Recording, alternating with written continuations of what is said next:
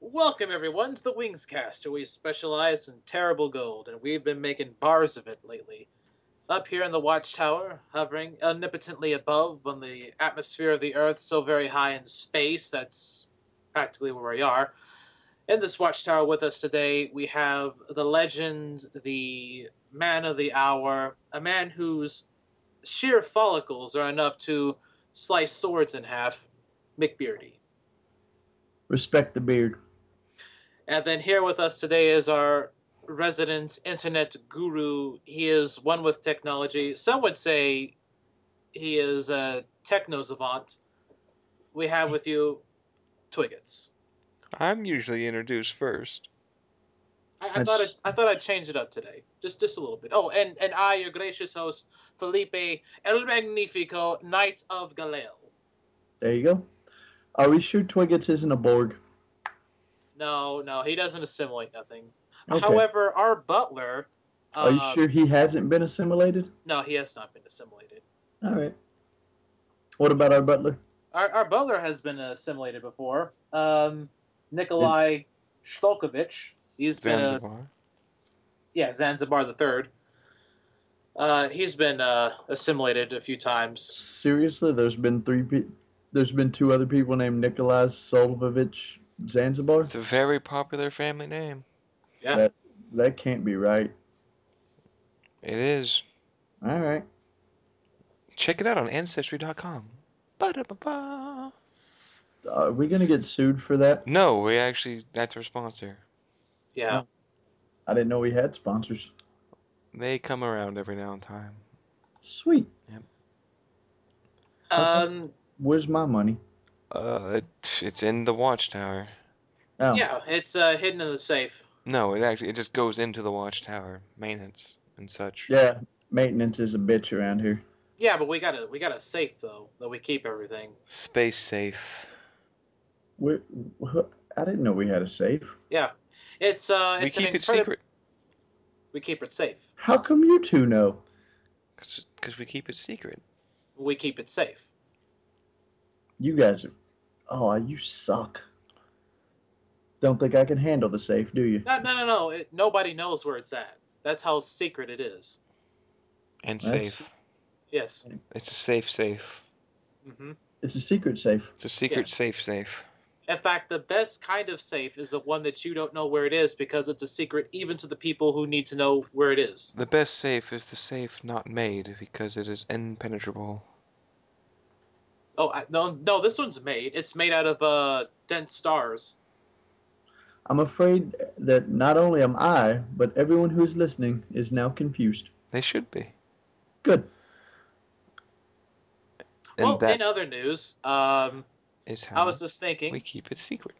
For our That's enough of the secrets. Well, I'll tell you what isn't a secret. The fact that if one of us was a director of a movie, what movie would that be, and what would we do with that power if we were in the movie business and such? Yeah. I thought that'd be a nice little topic to cover. Oh. So we have to take over an existing IP? Or can we make our own? No, I mean... You can make up your own if you want. Yeah, you can make up your own or take over one if you wish. Who wants to start this off? Not I. Not you. He hasn't thought of anything. What about you, McBeardy? I have thought of something. I'd like to take over an existing franchise, really. We'll share away then. Superman. What would you do with it? Well, the last Superman, the Man of Steel. I don't know how many people have seen it. Apparently a lot, because it made some money. I saw it. Good. Congratulations. But it was good. Let's not play. It was good. But I think you can build off of it. Not with that one. I think you'd have to restart it. Okay. And I'd like to be allowed to do that. Because I have a problem with comic book movies in general. What's that? That is that I understand you have to change things occasionally. I got it. Right. But I think for some reason, the movie industry doesn't think that people will understand comic book movies if they're based off the comic books they come from. And so they have to change a bunch of crap around. which I don't think is true. Because I think comic books are just, they're pretty good the way they are. Well, a lot of them are like singular stories, so it's not like it's I you know understand.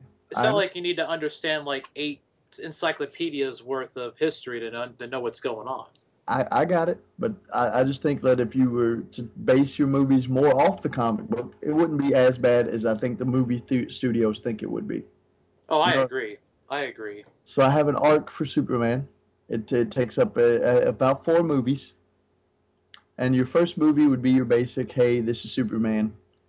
He does this. He goes up. He grows up to be Superman. It would be your basic origin story. It's been done before, but I think you could do it a little better.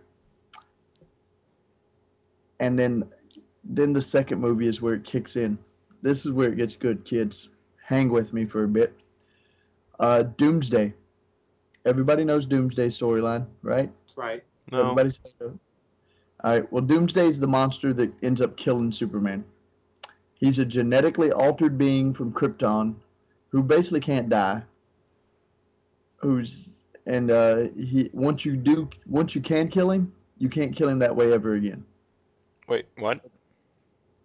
Say you cut his head off, Oh, he'll come back, and you can not cut his head off again. He'll have evolved. He's like the ultimate evolution. okay. He'll have evolved a way to not get his head cut off ever again. Does this sound like the Borg again? Maybe it is. I don't know. But anyways, he and Superman get into it because Doomsday's trying to destroy shit, and Superman doesn't like that. Yeah, he should with a name like Doomsday. Yeah. And so they beat the crap out of each other. And by the end of this movie, the second movie in my I don't know, is it a quadrilogy with 4 movies? I don't know. By the end of my second movie, Superman and Doomsday both are dead. You have killed off a superhero, which is hard to do. Does Doomsday come back? Not in this not in this film. Okay. Eventually in the comics he does, but not in my films. So shush. Third film. You have 4 Supermen show up out of nowhere, each claiming to be the real Superman. We do an in-depth study of what's this Superman do? What's that Superman do? It's based off the comic. If you've read it, you know what I'm talking about. If you haven't, go look it up. And by the end of the third movie, we've realized that one of our 4 Superman is evil. And he has destroyed cities. Bizarro Superman? No, it's not Bizarro Superman. No. Calm down. So an entire city has been blown up by this evil Superman. So our 4th movie begins with the whole city being blown up. The world's going crazy. Oh my God, what's happening? Guess who shows back up? The real Superman. Dun dun dun. That's right. The real Superman, except he has no powers at the moment. Death does not become him. That sounds pretty awesome. Does he know he's Superman? Or Yes, he knows he's Oh, okay. Superman.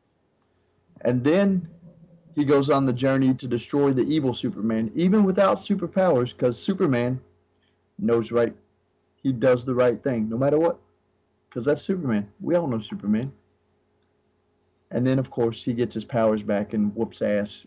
And your quadrilogy ends on a good high note. how does he get his powers back? In the movie, there's a Superman, one of the pretenders to the throne, if you will, is based off of pure energy, and he has been siphoning his powers off of the actual Superman. The evil Superman goes to shoot the real Superman and kill him. The energy being steps in front of him. The beam hits this Superman, gets contracted, goes into the real Superman, gets his powers back. It's a little concerted, but whatever. Sounds legit. Yeah, sounds legit to me. Yeah, it makes sense. And that's my 4-part Superman series that I think would be awesome as all hell. Okay. I've had this idea for like 10 years. That sounds pretty awesome. I like it. Yeah. They should let me in charge of the shit. Studios that are listening, I'm free and available. Give me a call. Seriously, we're online 24/7. That's true. We are. Yep. Whew. All right, I've stated my thing. Who's next? Anybody? Twiggets, you got anything? Oh, might as well. I'll take a little crack at it. Okay. All right. Is yours new or are you taking over? I am going to make my own. Oh, all right. Let's hear it. Well, the IP won't be mine, but for a movie it will be. Okay. Okay. Naturally, it's going to be an Elder Scrolls movie. Oh, Elder Scrolls. Uh-huh. Except I would have it set Can in a what? Hey, can I ask you a question? Yes, Since go ahead. well, it's not really a question, but can you, for the people at home who may not know, can you explain what the Elder Scrolls is? Yes, that would be very beneficial. It's a series of games made by Bethesda.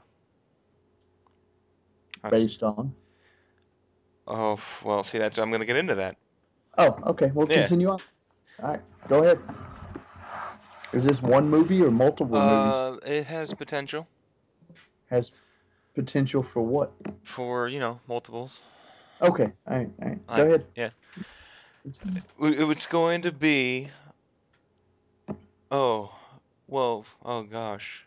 There'd be a lot of lore explanation. But anyway, in the Elder Scrolls, there's always a recurring character, per se. It's almost like a reincarnation thing. And he would be the star. Like, it would be, it's almost like a realization. They call it a Shara Nazine.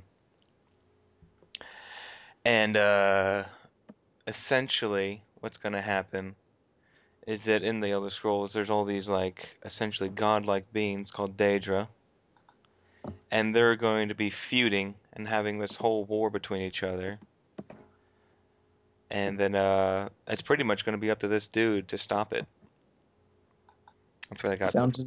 Sounds intense. Uh-huh. And so I'm like, there's going to be whole different, like, scenery changes, because every, Daedric Lord has his own realm, so there's like a whole bunch of like crazy Twilight looking stuff. Not the movie, I'm talking about actual Twilight. There's gonna be things where it's like a nega world, and there's like a whole bunch of like just crazy stuff. So basically, you're having a human being fighting what essentially are gods. Yes. Interesting.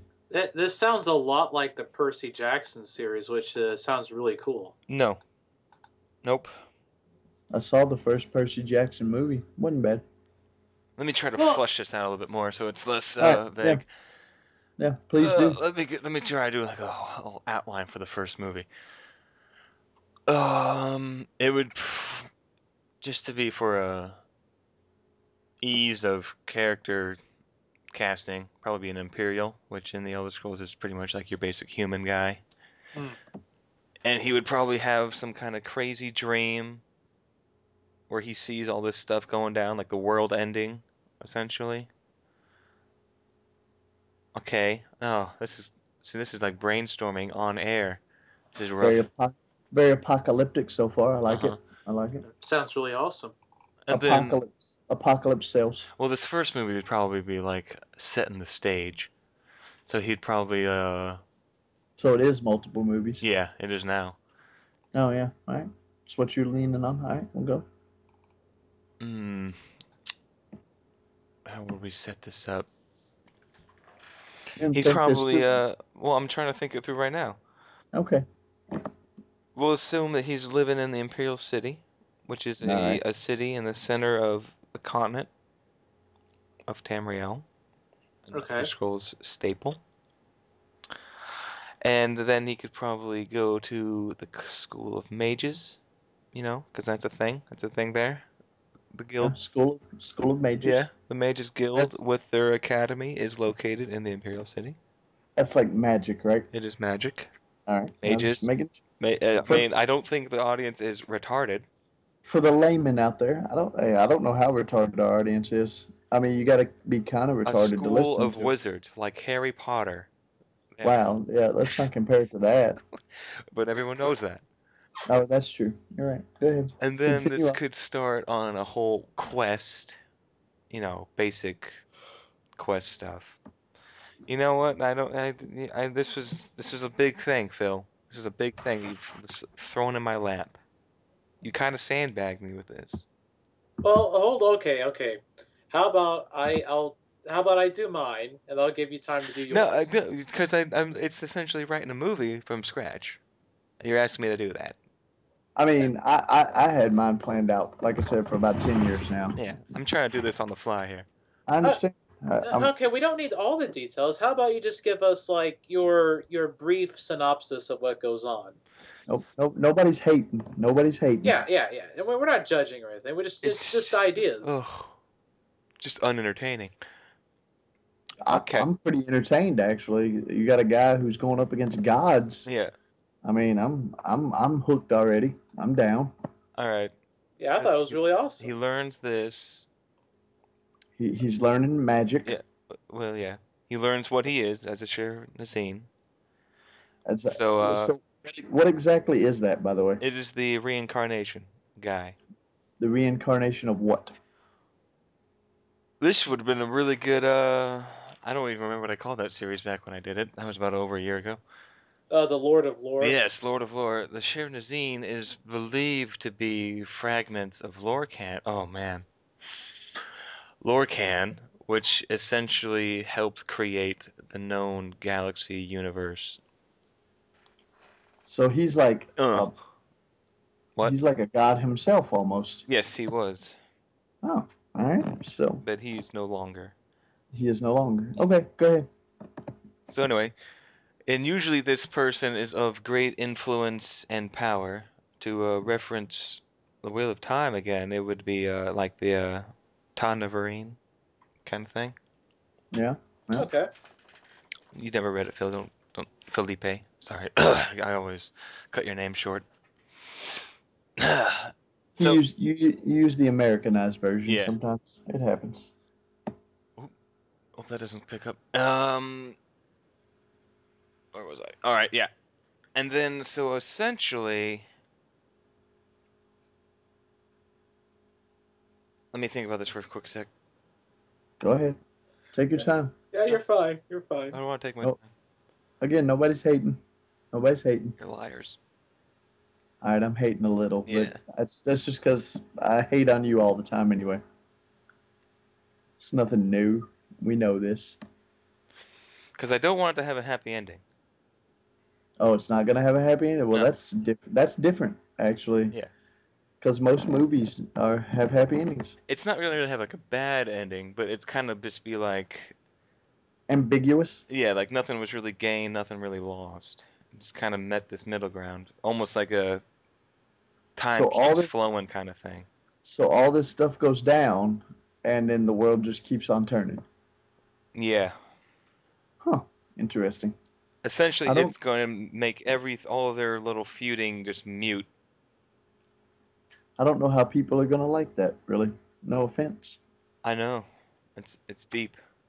Like if you arc this out, say you said the Harry Potter thing earlier. There's like 8 of those, right? 7, 8 of those things. If you arc this out to like a 7, 8 movie deal, and then you get it to the end, and really nothing changes, and everything just goes on. I don't know how people will feel about that. Well, it just becomes another part of their history. Yeah, well, I understand that, but you know, people like to leave a series, so to speak, feeling like, oh, something got accomplished. Well, the world didn't end. Oh, well, that's nice. Yeah. All right. So I guess yeah, okay. So the world is at stake in this series. Yes. Ah, okay, that makes sense. The world's at stake. All right. Cool.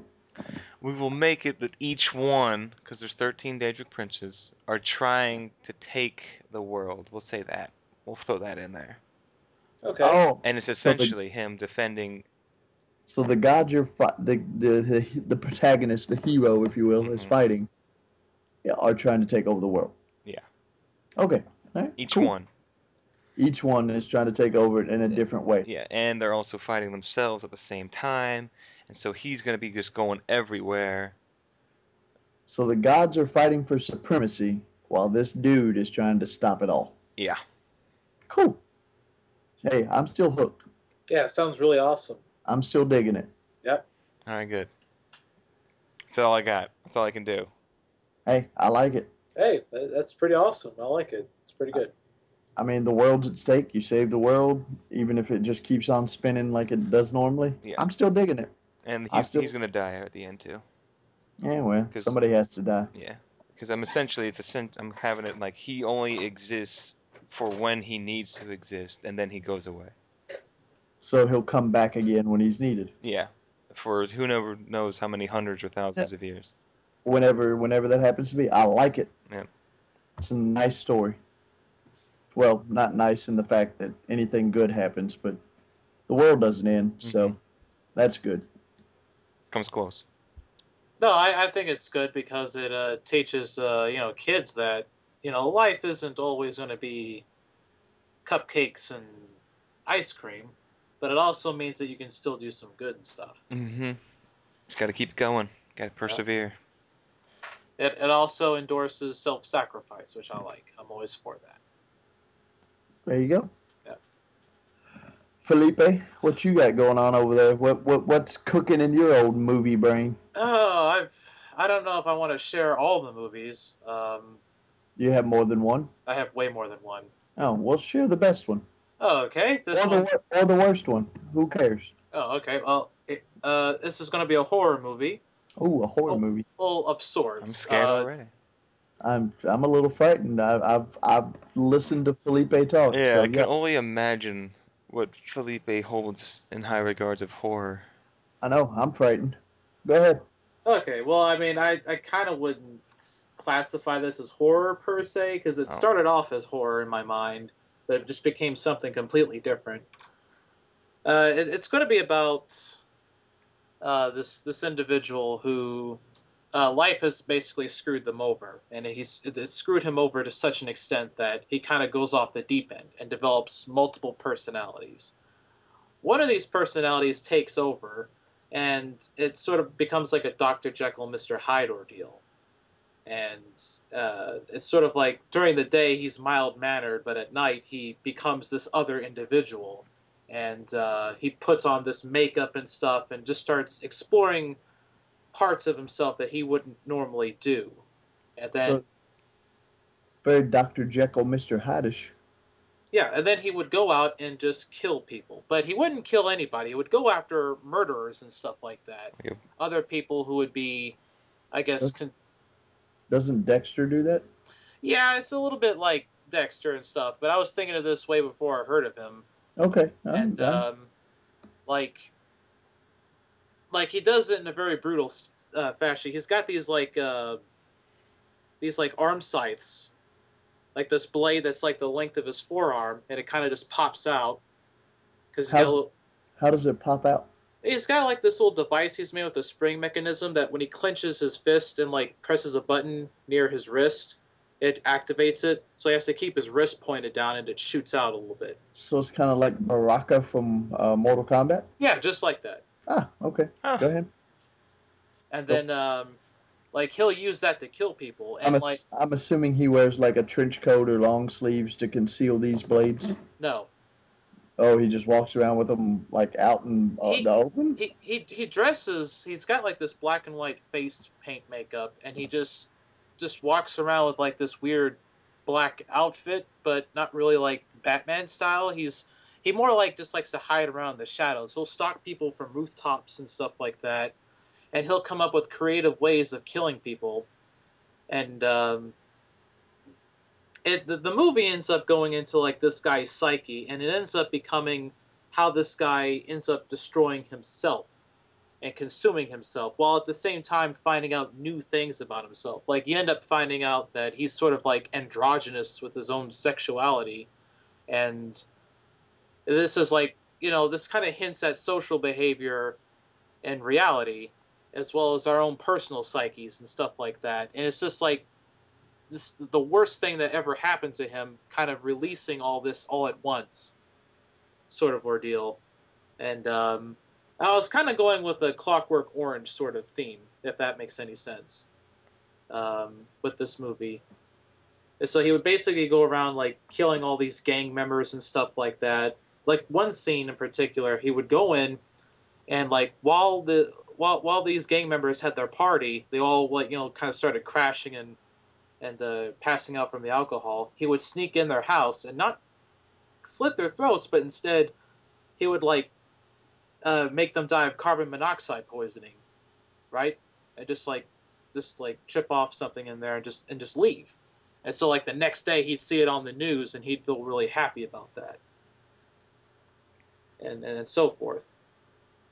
Okay, So so it's like that almost like a blend of murder with psycho horror. right. He's getting very existential on us. Yeah. Yeah. That's basically what this series. I would basically call it Karma because that would be the name of this guy in his head. That's what he would call himself as Karma. Like whenever he does the crime, he just paints something in red, Karma, and just calls it that and leaves. Interesting. Um, A trippy horror movie. Yeah. Who knew? I got other ones if you want me to share those. Share as many as you want. I actually thought of another one myself. Oh, did you now? Yeah. You go on ahead. Then. Oh, really? All right. Well, I mean, this is gonna be really quick because I just thought of it. But it's essentially, I'm thinking like, this whole new fantasy setting, different gods and stuff, and there'll be like this one demigod who was really arrogant. So then, like, you could say his mother or something Right. puts this cloak on him. I think I've told you about this once before, Felipe. But then, like, all the burden of the people he kills goes into this cloak, and he can't take it off. Oh yeah, I remember that. Yeah. And so essentially he's now living on Earth for like X thousands of years, and this cloak just weighs like millions of tons that he has to carry around with him, and he's just searching for his own redemption. And he keeps getting into these fights, and every time he kills somebody, their burden and their guilt and stuff is going into this cloak, so it gets harder and harder. That's awesome. Till eventually he would find his redemption. So, does he find redemption? Yes, at the end of the movie he would.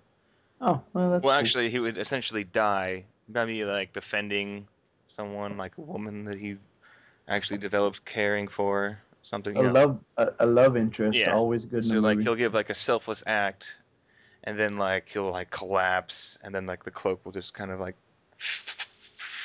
That was the sound effect of it fading away Yeah, Right. or sizzling nice, out. nice sound effect. Yeah. Nice, interesting. Yeah, It it's would be got- an action movie as well. It's got a nice little metaphor for actually someone actually having their burdens quite figuratively and literally being lifted off of them. Yeah. I like that. Nice. Okay. The next series I would make would be like a sci-fi film. And originally I was kind of thinking it'd be cool as a book, but I think it would make a good movie too. It would basically be about scientists on our planet coming up with, and this takes place in a fictional sort of parallel dimension universe where like it's sort of like in the future, and scientists are messing around with the Hadron Collider, except a more advanced version. And they end up triggering an event that creates a singularity that creates a parallel universe to appear right above their own. So all of a sudden in our sky we see another Earth, right? But this Earth is different. This is the path of Earth that has branched off in a completely different direction, where the Earth that we see at the beginning of the movie is, I guess, what we can call our good Earth, or the best possible outcome of sorts for Earth. This one becomes the opposite. This is the Earth that was kind of like taken over by Nazis. That was that sort of had all of its eugenics, all the mean things that we do not like. This Earth has now embraced as a way of life. So you have these two polar opposites finding each other and not knowing what's going on. The other Earths detect each other. They try to communicate, and at first things are pretty outstanding because all of a sudden we have a whole nother parallel verse of one another and being able to talk with them. This opens up a whole new paradigm of scientific exploration. But it turns out to be one of the worst things ever because the other Earth ends up attacking, and they end up going into this massive war. And the movie will follow in the lives of two individuals one from each of the worlds. Earth A, which will be like a sort of good Earth, will have a male character, and Earth B will have a female character. Liking the perspectives. All right. Right? And the female character will have a lot of like the place where she came from was again built off of war and hatred and stuff, and all the soldiers there are kept in line through like mass amounts of drugs and just sort of being fed violence 24/7. And she kind of stands out because she kind of doesn't like violence as much, but she's really good at killing. She's a very efficient soldier. She's one of their best pilots that they have, so that she gets sent out on missions to fight. Whereas in the other Earth, armies aren't really necessary. So our Earth is at a disadvantage, or I should say Earth A is at a disadvantage because they don't have as much of a military. But what they do have are scientists, people who are thinkers. Now, the male character in this one, he is a more of an action-based person, right? He doesn't like to necessarily, it isn't that he doesn't think about his problems a lot, he's just more action-oriented, but he feels a little frustrated in the bubble that he is in, sort of. And so this is where these two paradigms will collide. And these two characters, for some strange reason, will end up coming in contact of each other, and you've got these two individuals spearheading each other's groups, and they will eventually collide in the battlefield in the final arc of the movie, if you will, resulting in one massive battle. The end result will end up being that they have to restart the Hadron Project again and cause a black hole to occur to consume everything. That way it can kickstart everything and return the timelines back to normal. And that's where we kind of get our world, sort of in a way. It's kind of like its own little inverse, if you will. I wanted it to be a bit of a commentary of yin and yang, if you will. Because while Earth B, while it is violent, it still has good, because on that planet there is a rebellion going on to defeat and overthrow the oppressive government that's there, and to kind of like try to restore what's left of their planet, even though most of it is already like polluted and destroyed. And on the other end, on Earth A, while it may look like paradise, there are some evil things going on in the backdrop, and so forth. All right. That's interesting. Yeah. There's going to be mechs and ships and stuff like that, but Of course, it's a sci-fi adventure. You gotta have blows. Yeah. Stuff like that. What'd you say you were gonna call it? I don't really have a name for it. I was going to call it, what was the name for it? I guess we can call it Paradigm. Yeah. There we go. Isn't that already a movie? It might be. I might have to change that one again, huh? Yeah, you never know. I think it is. It might be. I don't know. Sounds very, I don't even know what it sounds like. It sounds awesome, though. I'd watch it. Thank you. Now, I also had one more, which is, it was another sci-fi. You've been thinking about this a lot, haven't you? Yes, I have. All right. Oh, go ahead. Go ahead and make this one a quickie. Okay. Basically, it's going to take the perspective of, it's going to be a sci-fi movie about aliens with it's not going to have anything to do with humans at all, right? It's kind of like, think Avatar, except it's not about blue aliens and people taking over. It's just about these aliens living on the society, and they're experiencing their own intergalactic war. So it's kind of like a Tales of the Universe idea going on. That's basically the premise. You just follow these characters as they go along, and I like to throw in some social commentary of our own. It's just looking at it from a different lens, so to speak. A movie with all aliens. That would be interesting. Yeah.